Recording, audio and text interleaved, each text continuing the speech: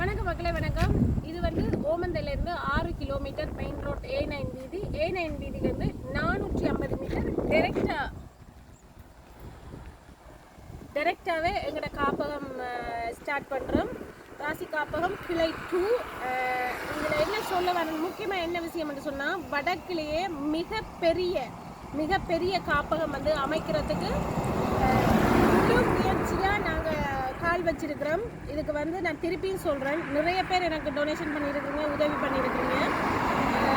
ஆனால் இந்த காணியை எடுத்து தந்தது 40 லட்சம், ராசியை நம்பி 40 லட்சம் அனுப்பி காணியை எடுன்னு சொல்லி ஒரு அண்ணன் எடுத்துட்டேன்.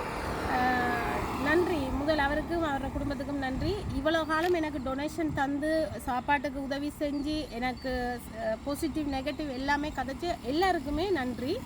அதே போல் இந்த காப்பகம் அமைக்கிறதுக்கும் எனக்கு ஒத்துழைச்சி முழு ஆதரவையும் தாருங்கள். இது வந்து சின்ன விஷயம் கிடையாது. ஒரு காப்பகம் அமைக்கிறது இரவு பகல் அன்று வேலை செய்யணும். சுடுதண்ணி ஊற்றின நாய், பெட்ரோல் ஊற்றின நாய், பெட்ரோல் ஊற்றி எரித்தது, அடித்தது, குட்டி போட்டதை கண் திறக்காமல் வீசினது, பல வகையான நாய்கள் வித்தியாசமான முறையில் எங்களோட மக்கள் வளர்க்குறாங்க. ஸோ நாங்கள் இந்த 3.5 ஏக்கர் காணியை வந்து பெரிய அளவில் நாங்கள் செய்கிறதுக்கு இருக்கிறோம். உங்களுடைய ஒத்துழைப்பு நிச்சயமாக எங்களுக்கு தேவை. ஸோ யாராக இருந்தாலும் டக்குண்டு எங்களுடைய காப்பகத்தை கண்டுபிடிக்கிறது ஈஸி. இப்போ மற்ற காப்பகம் கொஞ்சம் கஷ்டம். இந்த காப்பகம் A9 ரோட்டில் இதில் ஒரு கடை ஒன்று இருக்குது.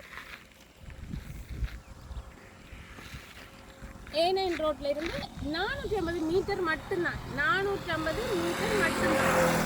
ஒரு மிதிச்சிங்கன்னா அதில் நின்று நீங்கள் பார்க்கலாம். நீங்கள் அரிசியாக டொனேஷன் தரலாம், தரலாம், கல் வண்டி தரலாம், மணல் வண்டி தரலாம், என்ன வேணாலும் நீங்கள் உங்களோட இப்போ எங்களுக்கு காசு தரணும்னு இல்லை, நீங்கள் ஒரு கிரசருக்கு அடித்து இது இங்கே இறக்குங்கன்னு சொல்லி அப்படி கூட நீங்கள் உதவி செய்யலாம். முடிஞ்ச அளவு சப்போர்ட் பண்ணுங்கள். இந்த வருடத்துக்குள்ள அந்த காப்பகம் நாங்கள் ஸ்டார்ட் பண்ண போகிறோம். வடக்கில் முதல் பெரிய அளவில் காப்பகம் அமைக்கிறதுக்கு முயற்சி செய்திருக்கிறோம். இது வந்து மக்களால் தான் இந்த பிரச்சனை இவ்வளோ பெருசாக நாங்கள் காலடி எடுத்து வச்சுருக்கோம். ஏன்னா மக்கள் வந்து உங்களோட நாய்களை நீங்கள் ஒழுங்காக பார்த்து, ஒழுங்காக வளர்த்து, ஒழுங்காக கவனித்தா நாங்கள் இவ்வளோ காசு கொண்டு அதுக்கு கொட்ட தேவையில்லை. கஷ்டப்பட்ட மக்களுக்கு நாங்கள் டொனேஷன் கொடுத்து பேசாமல் இருக்கலாம்.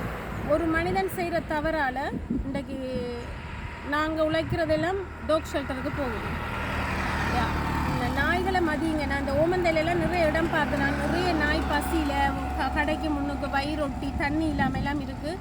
நிறைய பேர் நிறைய சாப்பாடு சாப்பிட்றீங்க. கொஞ்சம் ரோட்டுக்கரையில் வையுங்க. பாவங்கள் நாய்களை கொடுமைப்படுத்தாதீங்க.